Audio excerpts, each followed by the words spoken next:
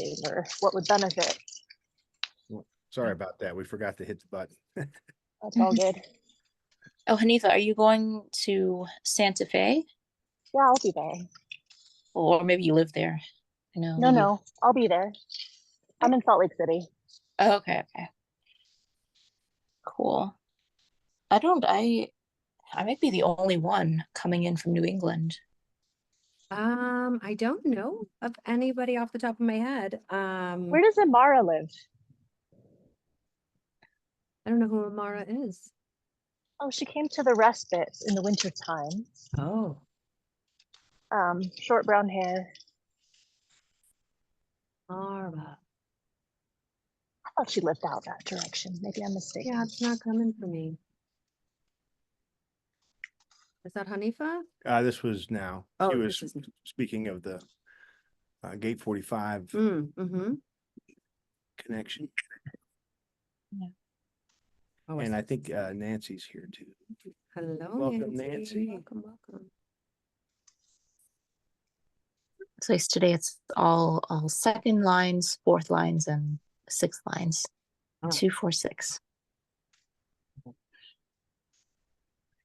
Here's the current chart of the moment on the astrology side.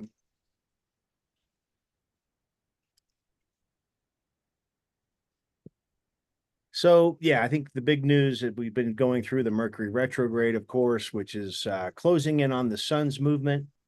And then the Mars was conjunct to Jupiter yesterday, but we certainly may have felt that for a little while. The exact conjunction was in 35 line 6. And that is both of those planets are forming a square with Saturn in gate 22. So yeah, so it's funny. I follow these so closely. It's like sometimes there'll be moments in the week where the transit just there it is. Yeah. It's like it's so obvious. Sometimes not. Yeah, sometimes definitely not. I mean,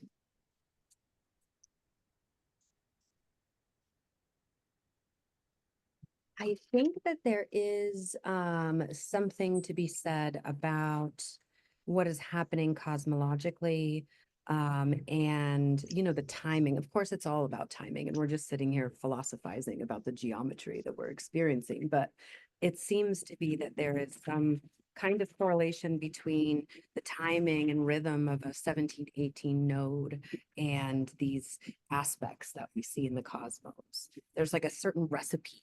Well, there is, and there's layer upon layer, right? Mhm.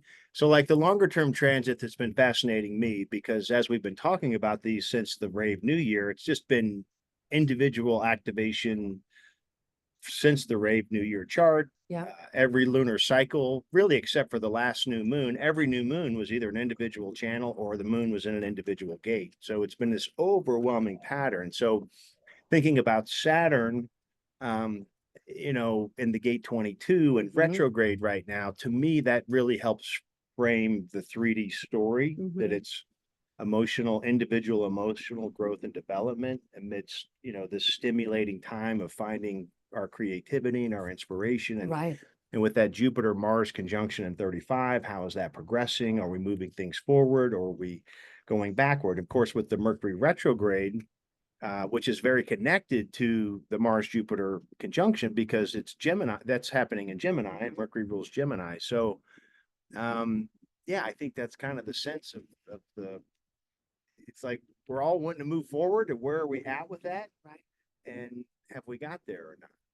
And I feel like it's certainly not till the end of this retrograde that we might feel a little more what we would like to have as progress, maybe. I mean, Right. as Now and I were speaking at the beginning, before the recording started, I really have come to find joy and humor and progress in Mercury retrogrades. It's Yeah. they're so helpful if we can get on board with them and really adopt an attitude of development because we were finding boxes that weren't checked that needed to be checked. And as someone who's experienced just recently a Uranus opposition that went retrograde, that had my Uranus opposition lasting a long time, it felt as if that sudden shift kind of had more time to settle in. And I was able to really be sure, there were jumps and leaps, but then there were also a couple steps back, one step forward, two steps back kind of thing. And so I really started to appreciate the ability to regulate my nervous system in the new Uranian life that was coming at me by being able to approach it a couple of times instead of just having to do it once, always the wrong way. That's the way I do things, all the way to the wall, and usually not correctly. And then I'll do it the second time because I'll have had some experience, and then it settles. And so I think that Mercury retrogrades are for that. Yeah, great observation you had during that time period, because you got to be part of that important life transit retrograde cycle right over your time of the opposition, which it gives you that ability to integrate in real time. Right. Where oftentimes I find that when someone has a life transit that doesn't have the retrograde phase incorporated, it just happens so fast. Yeah. It's hard to integrate. I don't think either one's better or worse in that judgmental sense of who got off easier or got Right. more out of it. It's just in terms of the integration part of it. I mean, because I feel like it's pros and cons of both ways. If you have the retrograde cycle at a life transit, it prolongs the bumpiness, Yeah. but yet the smoothness comes naturally in that sense. And more Whereas, sustainably, maybe. and when than there's the not the explosion. when there's not the retrograde phase, it's like you just blast through it. And so there's a little lingering integration period that hasn't happened. So in that sense, everybody can still appreciate the benefits of that milestone. Right. It's just, it helps to know what the terrain looks like, I think. Anywho, got off on a Anyhow, tangent yeah, there was a tangent. So 45 is where? Here. It is in Gemini, No, in Leo. in Leo. Here, let me do this. We have gone all the way around the block now. Getting to 45 eventually.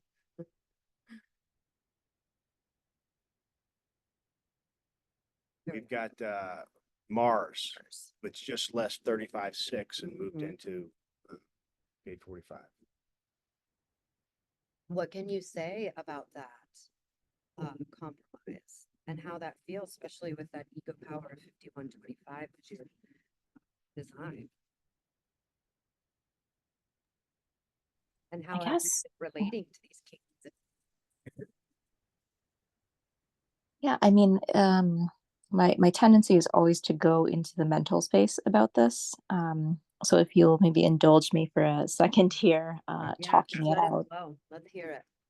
Yeah, it does feel like because it's an electromagnetic for me, and in a defined center, it does feel like it's something I'm always reaching for. And so earlier this week, I was so hyped up about it, almost like, oh yeah, I'm an ego manifester for the next few weeks. No, not really. That's not how it works, but it's yeah, it's that how do I want to say this? It's kind of like I'm falling into this trap of, oh, let's make the most of these next few weeks, which, well, I mean that's kind of, sorry, I'm just I'm second guessing myself here. I can hear the two going at it. I'm following. Let's do it. We're all here Yeah. in this conversation. Yeah, I mean it's yeah, I mean, how do I take advantage of the next few weeks having like we were talking about earlier, a consistent channel of manifestation, whether that's through something that's inherent to me, or if I have to link up to others. yeah, it's like that will center finally has an outlet,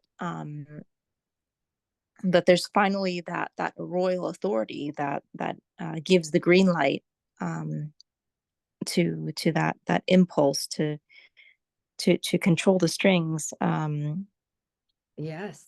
And to, this is the story. This is the movie. This is the drama. This is a yeah. place in the middle of the movie of now where we've got some dramatic music playing and there's something daring someone to do something else. And what is being dared of you is to follow your body's wisdom, your sacral truth, your ability to have energy in your body to do that thing, not gumption in your heart. Or, because it feels like it comes from your body, but it's a different kind of place. Your authority is that sacral, let me move it over there. Oh, this ego power. I forget you are a 2551. You know that ego power, but you know that that's not your decision maker. Yeah, yeah. And maybe you could tell a fun story about what it's like to be a queen for a day or a week, or, what would that be like? Tell that story instead of engaging in the action of changing your outward expression by moving in a way that's not in alignment with your body. Yeah, absolutely. Um, yeah, a couple of times this past week, I've just felt that, um, yeah, that urge to really shock someone into a new way of being. It's just the impulse was there. My body was just um, moving in that direction, and also my mind kind of chiming in and saying, "Just say it, just say it, just say it. Go ahead and piss them off. They need to hear this." Can hear it, the tone in your voice. Yeah, I think everybody here probably can. yeah, yeah. Cool. And it was with the instance I was thinking of was with someone who definitely had an emotional authority, an emotional manifesting generator, um, and so and normally I would be very again in just in my mental space. I'm like, oh, do I really have the strength to um to bring this up? But the other day was just say it, just say it, just say it. They need to be shocked into this. And I don't know if Mars had moved into 45 quite yet. Um, so maybe I was kind of anticipating something there. But with that, um, with that 45, it's almost like shocking someone, pissing them off for their own good, for the good of the tribe. It's there's a love to it. Well, the for me, the 2551 just has this inherent love anyway. But when you add in the tribal force, that tribal frequency, um, it really does shake things up. And I don't have much tribal energy in the first place. So it is really something for me to tell myself the story of, yes, this is what we need, um, as opposed to this is what you need, or hey, if you're gonna work with me, you need to do this. This I you know that I hope I'm making sense there. It's that, yeah, that extra zhuzh, I guess, of the tribal. Yeah, that's really coming in for me right now. Um, I think Richard has something to share, and then I imagine that Hanifa would be able to share some of the process that she's moved through in feeling these energies infuse her body and not moving. So maybe that could be a cool exploration there. But oh, in I'd love to hear from both of you. Yeah. Yeah, and Hanifa, if you're able to talk, I know you're working, so Right, no if pressure. no pressure at all. We'd love to hear from you, but if it's not possible, that's fine too. Um, well, I was just going to add, as you were sharing your story, that it was a little bit of maybe a heated conversation. I'm not sure how you describe it, or an altercation, or the thing I wanted to share is just Mars moving through all of the gates in Gemini, which are pretty much all throat gates. It can have that, it just has that edge, that Mars edge of a little bit of aggression, willing to fight for its rights, kind of thing. Yeah. And so just an awareness of that's how some of that expression can be relayed. And again, not that that's not what's required. I mean, it can be Right. very helpful to move things forward. And that Mars Jupiter conjunction was in gate 35. And so it is, and Jupiter's still there, right? So it is tied to that flavor of a conversation having to do with resources and whether or not we're making progress or not. Yeah. Yeah. And my intuition brought me to your motivation of desire, because I was hearing something in your frequency that felt very familiar, very much like this. I have to shock them for their own good. I'm really doing the best thing I can possible. And we need this, we need this, we need this. I could hear the desire in your frequency. And then I could hear your transference into with your uncertainty that you weren't sure that that was the thing. I want to maybe offer a perspective that says that this transit allows you to see, to hear, to feel the frequency of your desire motivation through your throat. Just to understand it, to understand what the desire motivation feels like through that expression. So, and when it goes away, to still have that flavor, that neural imprint in your body of desire motivation. It sounds like that. Absolutely. Yeah, I mean, it was,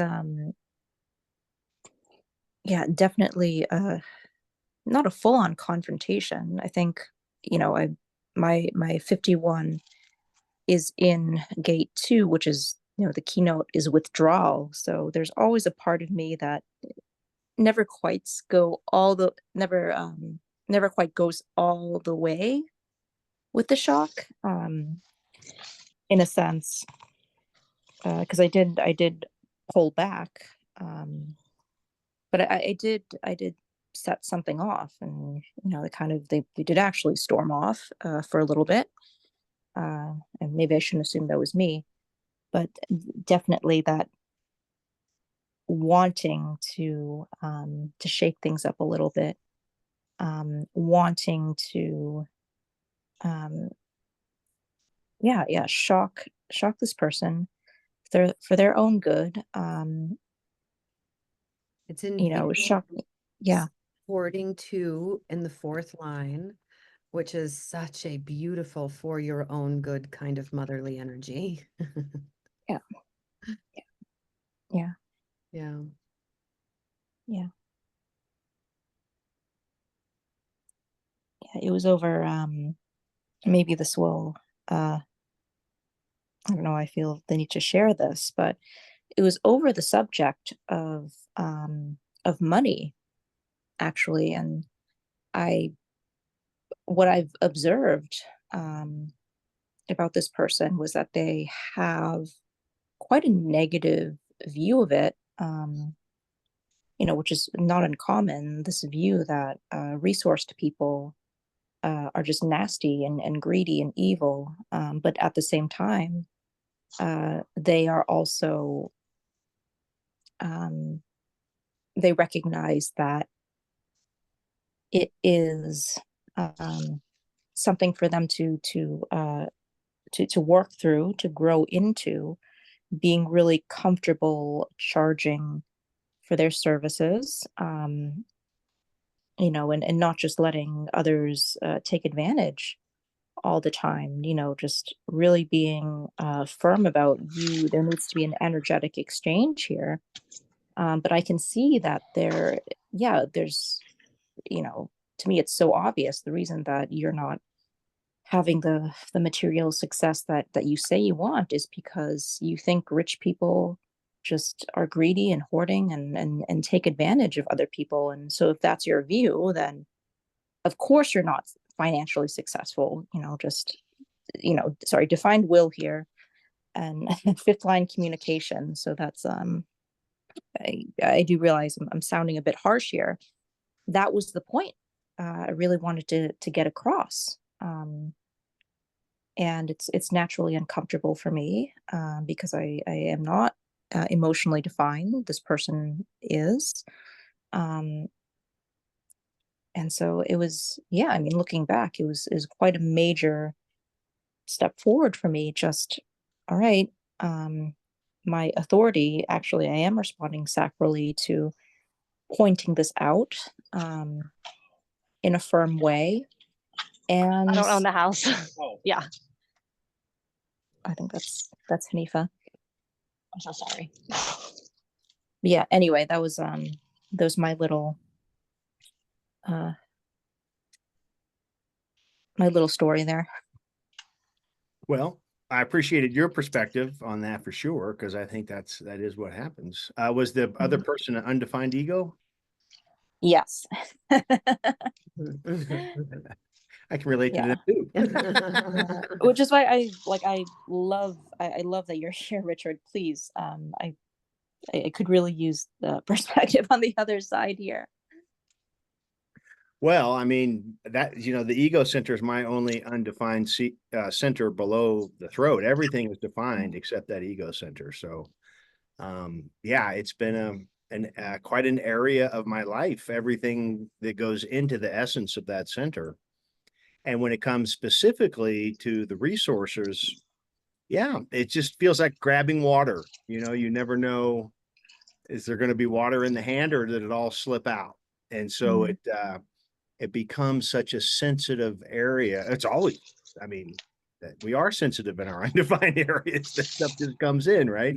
And it comes and goes so much. It just is, it can be such a vulnerability, all of us, for all of our openness. So yeah, the undefined ego, it's easy to understand for someone like that how they can develop a negative attitude about something they feel like they never have control over. But again, as we are looking at it from our human design perspective, we're not meant to have control over it. We focus on our strengths and talents and reliable stability, mainly of our authority, but also whatever our process is. And so when we're grounded in that and centered in that, everything else takes care of itself. So, but I can definitely empathize with an open ego people that it'd be, statistically, if we knew how many people's attitudes about money, we often, I think, would statistically find undefined egos bending in that direction because it can be such a source of frustration. Yeah. But always helpful to get the defined ego's input and initiation in that situation from you to bring a new creative thought process into it. Because I agree with what you're saying. Our attitude about everything matters, and particularly when it comes to money. And so having such a negative attitude about it and projecting, that a certain group of people that have it are all this way and so forth. Yeah, that's definitely not healthy, and definitely not healthy. You mentioned maybe a business relationship. It's not healthy for the business to have someone feeling that way. Yeah. Yeah. And this person is, potentially, would potentially work with them in the future. And so, and maybe that was one reason why I was, it maybe felt like I wanted to back off a little. Maybe I shouldn't rock the boat here. But then again, if it's going to come up, better to revisit it right now during this period where it's quite a fruitful time to review these kinds of relationships to push forward, as you've been saying in the transit report. Mm-hmm. Mm-hmm. So, yeah. Was Mercury in a different gate? Did it move from 59 to 29, or was there something between them? There it is. I'm gonna say 39. Oh no, 4. It Yeah, moved into it 4 wasn't first. 4 going retrograde, right? Yeah. Mercury. Mhm. Okay. Yeah, I mean, what she's saying is a similar experience in the relationship that I've entered into. It just feels like all of these like conversations around conflict and intimacy that are getting, hashed out before commitments are made. Mhm. Yep. I love it when you can see the reason for it. And I love now that despite the nervousness and inexperience in asserting yourself in that way, that you allowed your unconscious channel of initiation to do what it does. So I just want to, hooray. These are milestones in our experiment when we allow ourselves to be ourselves that I think deserve a little bit of praise and recognition. Yeah. Yeah.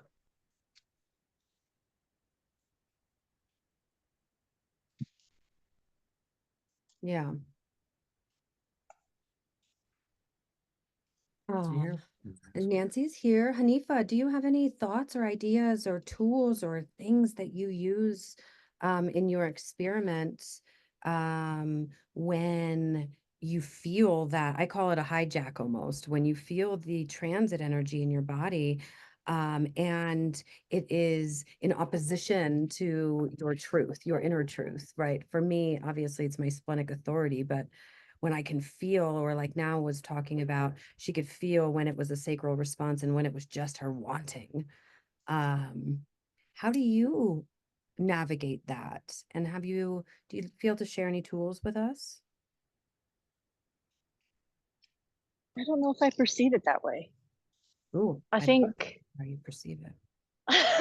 Hmm. I mean, I feel like it's always shifting, and that's the only thing that's true. And I just have these anchor points of what is me. And lately, the transit has been a ton of gates that are already a part of my own chart, so it hasn't been a ton of influence, except I guess the nodal environment, which is always huge for me.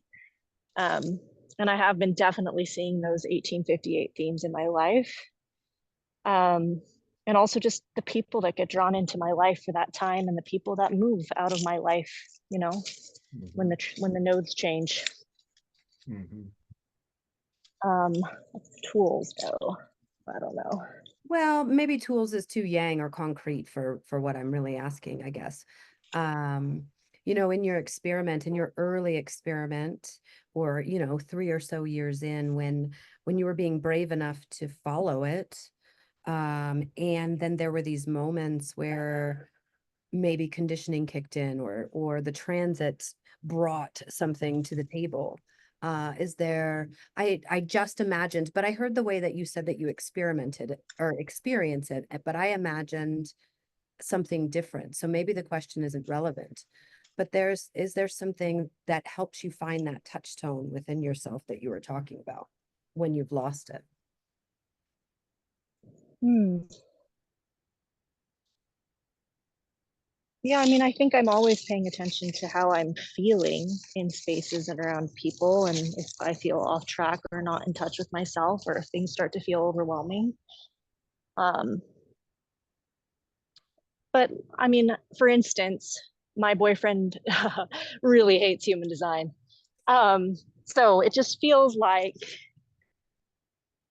I have to have this anchor to what feels right within myself and kind of block out that perspective, even though it is a regular part of my life now to have somebody who I'm relating with on a regular basis who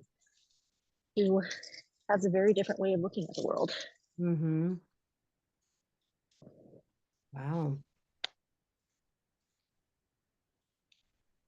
As a Sphinx, that must be some beautiful lessons. To be able to see that he is him, regardless of if he knows about it or not. Oh, he is absolutely him. Yeah. And I don't know, it's really interesting to me because we started dating 9 years ago. We went on a few dates, and then we broke things off. Didn't feel right at the time, and now it's like, okay, I'm almost 7 years into this experiment, or at 7 years, and this person has come right back around, and I feel very differently. And it's interesting because the only two channels he has are in my Saturn return education channels. And so I know I'm meant to learn something from him and people like him.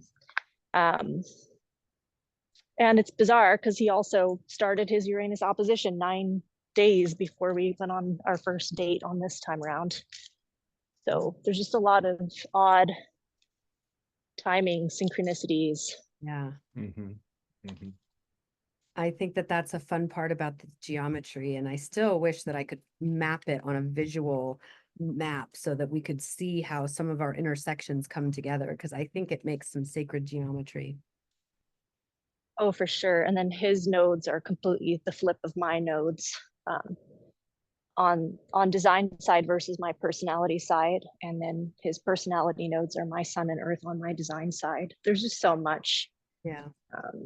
in it. So I don't know. I feel like it's important. I feel like there's something to learn from this, even if I don't understand it and it's perplexing. Mhm. There's a level of no choiceness to this that I don't think I would have contended with in the past, which is why I chose not to do this. Mhm. I understand completely. Yep.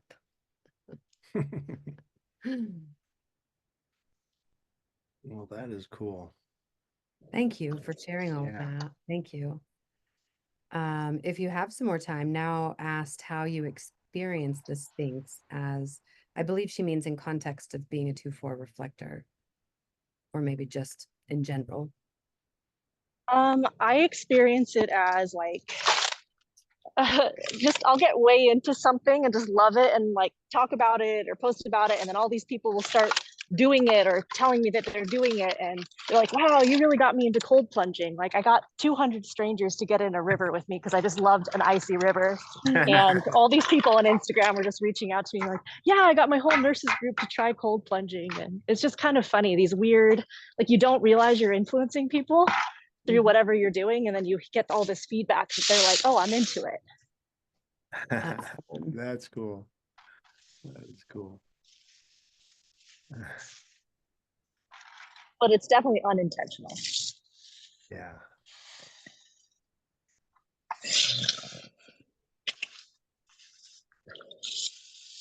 As a And 2-4, go ahead.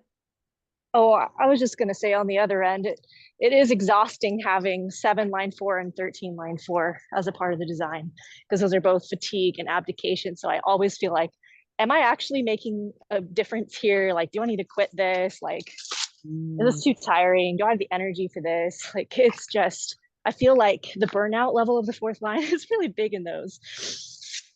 Yeah. Oh. Yeah. Interesting. Yep.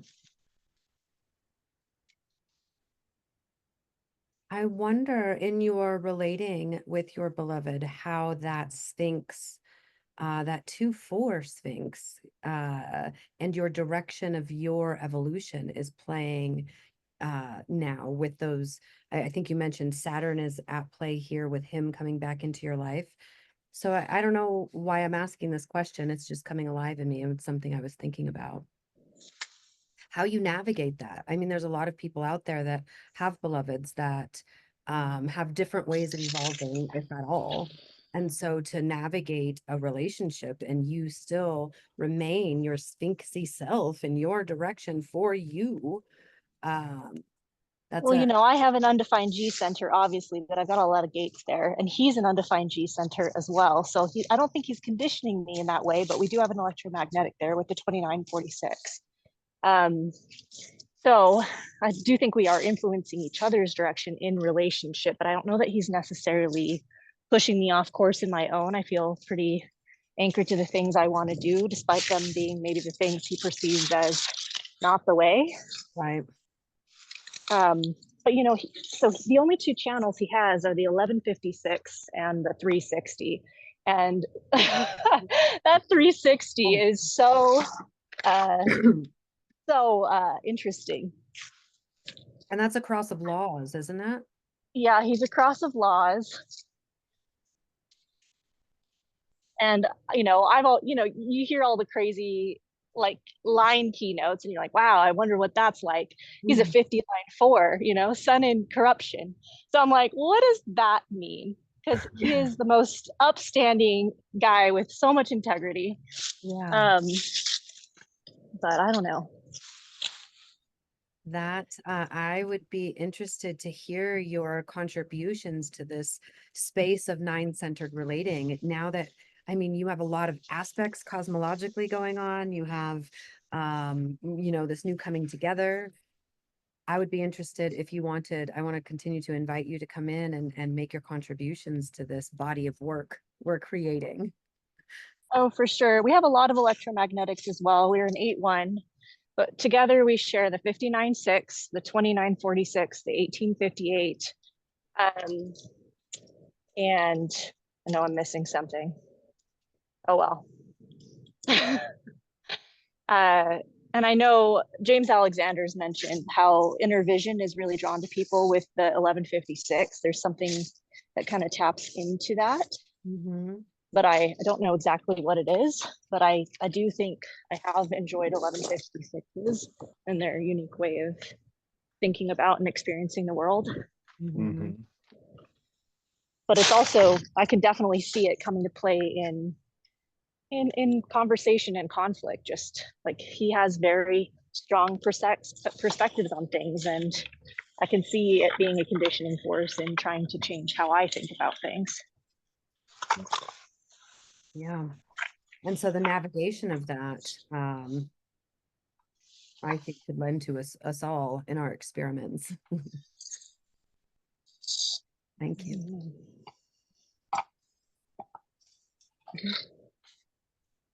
Yeah, 50 gave 50 line 4, like so many lines, gets a bad rap. All right, my Mercury's in 44 line 5. I get it. Yeah, but the opposite of corruption is just like you described. It's the upstanding lack of corruption. You know, it's the honest person in the network.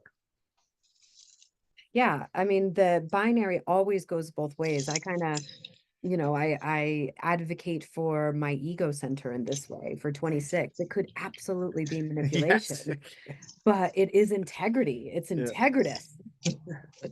Can be. It can be, but it also can be manipulative. So I think that it's we evolve into one through the other. For sure. Absolutely. Yeah. Yeah, there was a good program Jonah put on, I want to say 2 or 3 weeks ago, that kind of spoke to that. Like the different sides or the growth of each line. Yeah, the journey of each of them is beautiful. I will say, all this 35 action, I've had so many unexpected trips show up transit wise. Trips, lots of trips, lots of travel, showing up very unexpectedly. Well,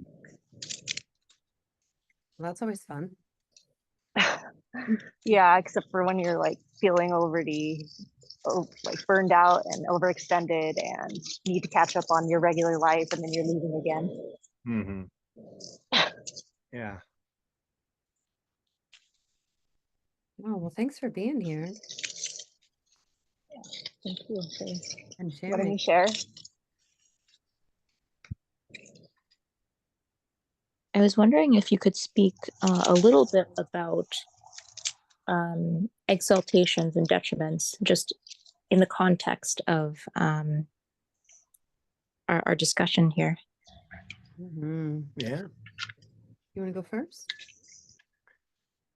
I think I don't know. I love this topic. Like, me too. I like detriments have become my new favorite thing. Well, not new. I don't want to say it that way. I just my appreciation of them, it just continues to deepen. So once again, there's something in the larger conversation that gets such a bad rap. But the way I have come to explain it from my personal experience is that the detriments, well, first of all, to me, an exaltation is just as challenging as a detriment, right? And an exaltation is somewhat like a trine, which, again, we tend to think in astrology, oh, trines are good, but they're set. It's hard to break out of a rut. You can get lackadaisical, and there's no energy for dynamic growth and development. Same thing can happen with an exaltation. It looks like a gift, but that gift could be a cross that you have to carry. The detriment, which always gets the bad rap, is really where we experience the most growth and development. But one way to look at it is to look at any detriments. Well, let's take a look. Detriments are where we really like the rubber meets the road, or we really get traction. Like the circumstance of that detriment will continue to reappear. That's the fixed nature of it. We will continue to have repeated opportunities to face that experience. But what's not fixed is our own soul's hero's journey in terms of our growth and development.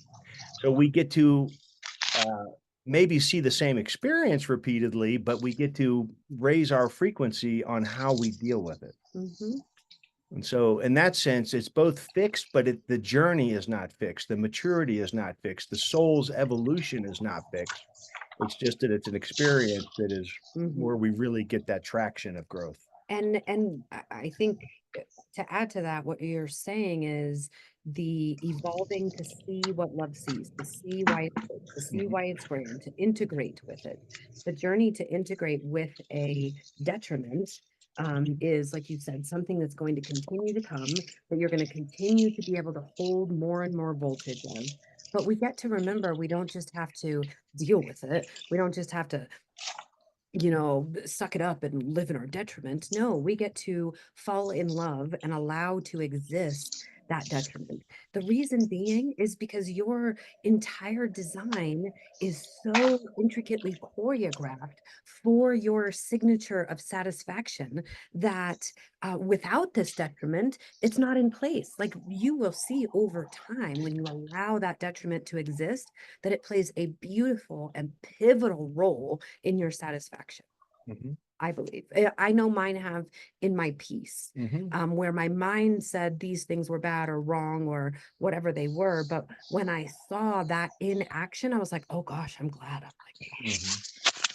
secretly or out loud, whoever knows. But I was grateful for that archetype in my personality to have shown itself and for me to see that it was the right thing for my piece. Mhm. Yeah, very nice.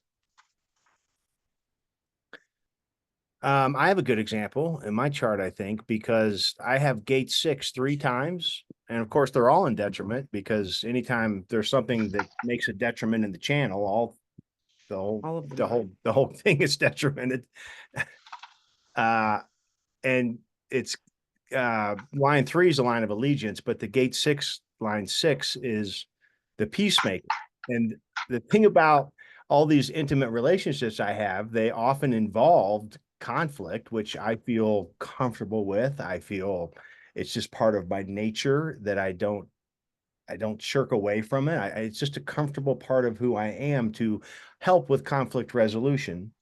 But when someone really uh, does something really wrong in terms of my channel of judgment perspective, forgiveness is not something that's been easy for me to do.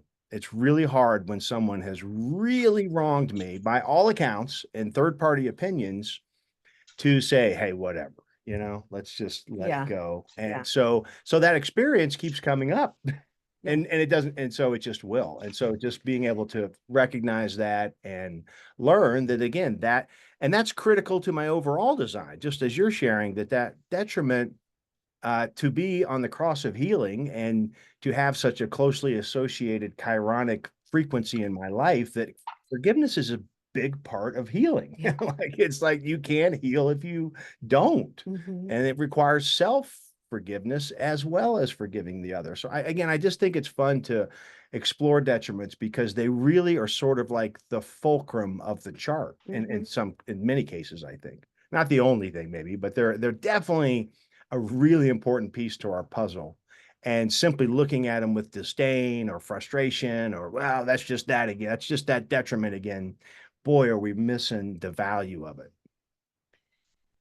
So I've played with the idea. So, Jupiter being the laws you have to live by. So I've got a detrimented Jupiter in my personality. And I feel like it's something I've contemplated a lot because you think about the exaltation versus the detriment. And it's like, wait, like it gets confusing as to which is the actual law I'm meant to live by. You know, am I just here to really learn about this and focus on this? Well, not as a line too. I don't know. It just sort of is there, right? I mean, the two, that's also an interesting line to think about because again, that is such a innocent, we don't see it. And that's it's in sort of that two line sense. We just do it. Yeah, it's just the way you be. Hmm. Um, and Right, but it seems to emphasize like this undefined emotional center, right? To like be avoiding the confrontation, which is what the detriment does in that. Was yeah. So what about a specific example where you've seen that in play and how did you, what was your sense of it? I don't know. I have like I was there's some conflict that came up last year and I just never really confronted that person about it at all because I really didn't want to deal with it or get into anything larger, you know? okay, so here is an instance of your guidance system sharing with you what is something to bring up in your network and what isn't. What is it? What are you here to abdicate within relationships for? What is the transmutation of the experience of the behavior of higher self? So there is a reason why your non-confrontation is plays a role in your purpose in this movie of Hanifa. Not confronting some of the things that some other people would confront has you persevere in your relationships in a way that maybe you wouldn't if it wasn't in detriment. I guess I also just got attacked for not doing anything about it. For So sure, for sure. I mean, there's a spectrum of perspectives.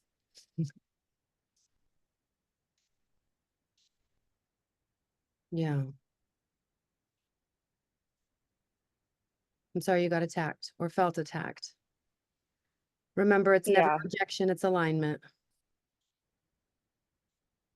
for sure. I just, if you don't deal with the conflict though, you don't know if it's ever been resolved or if it'll just keep happening. Mm. The movie will show you.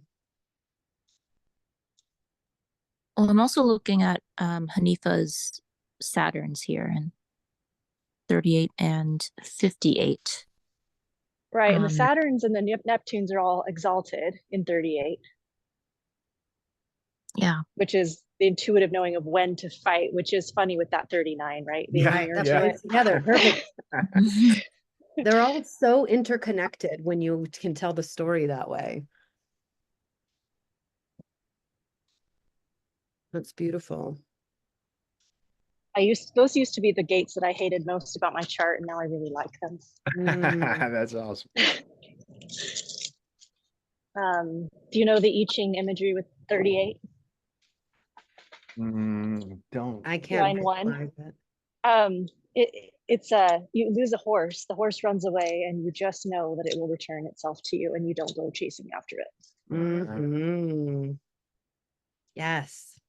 That's a beautiful line to have Jupiter in. And 15, we're still talking about Jupiter, right? Oh No, no, that was 38. actually where Neptune and That was and 38. Saturn Okay, are. sorry. Yeah, that's all right. I was just seeing how your 39.2 in Jupiter and 15.4 on the design side, how they support each other. That ability to sit through the the extremes of your of your tribe, of your people, of your network through non-confrontation to find truth in direction. I think that's beautiful. Hmm. And I feel like it's just been a lesson on finding my own, like getting better balance and not being so concerned when, most people won't resonate with you. And I think everybody wants everyone to like them and wants to play nice and Mhm. not feel like they're disappointing everyone. And it's just like, no, but you're really going to surprise the right people. Mm-hmm. That's right. And see, there you go. I mean, I do think that's what happens is that what appeared to be you know, a frustration or whatever. It's like, but what a lesson you've gotten out of that. That's powerful. I mean, because we all are afflicted by people pleasing to some degree or others. I know I am as a Libra. We're like notorious for wanting everybody to be happy and people pleasing. Yeah. And And I don't have any Libra in my chart, but I am always worried about disappointing people because it's a Yeah. huge part of my experience. Yeah. yeah.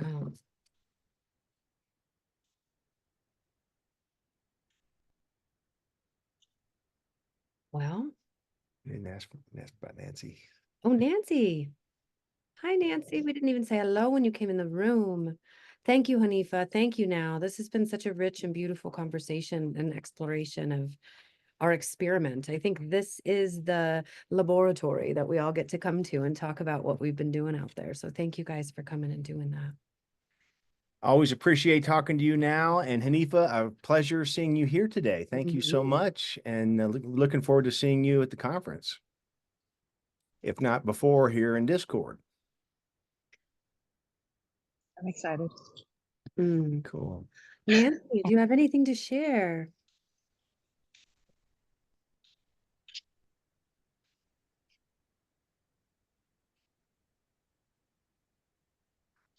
Oh, we Oh. might have lost her. We did. Yep. Okay. All right, everybody. Thank you all. Thank you. Thank you. We'll see you next time. See ya. Thank you.